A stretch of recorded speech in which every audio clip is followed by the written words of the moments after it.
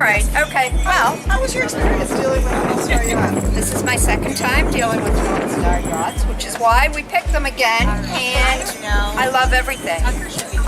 You had great ideas, and you went along with some of mine too. You also were Yeah, very good. yeah, You made our job easy. yeah, well, it was, no, everything was beautiful, and it's, there was a lot of contact going back and forth, and that was important.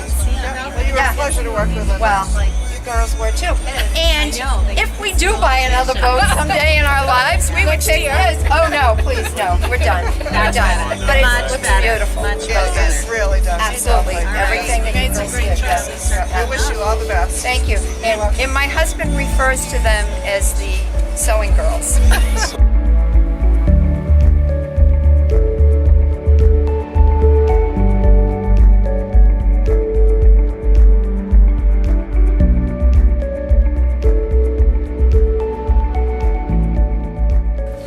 Today we have both a special craft from Sabre, but more important, some very special new owners.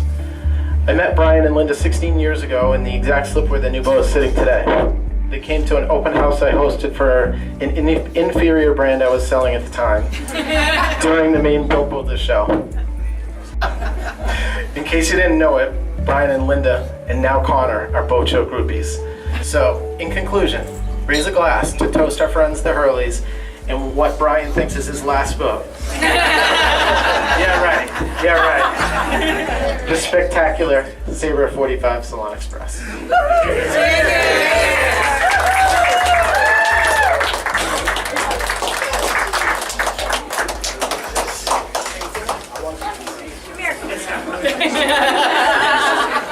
Well, Chris, since you said everything I was going to say, perhaps you should have given me a copy of your speech beforehand.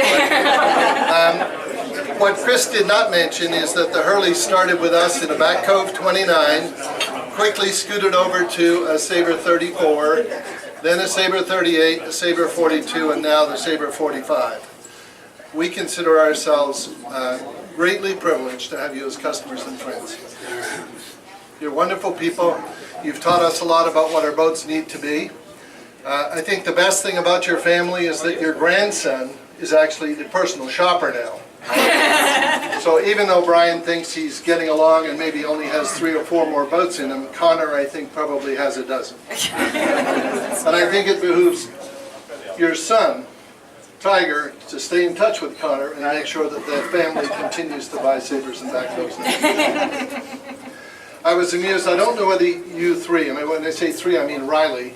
Did you get dressed together? No, we did not, and we were horrified. They were horrified. They all stood side by side by side. Anyway, it's just a little update on Sabre Yachts for those of you who aren't involved in it every day. We're having a great time, a really good time. As Mr. Trump would say, a really, really, really good time. And our production is full to overflowing.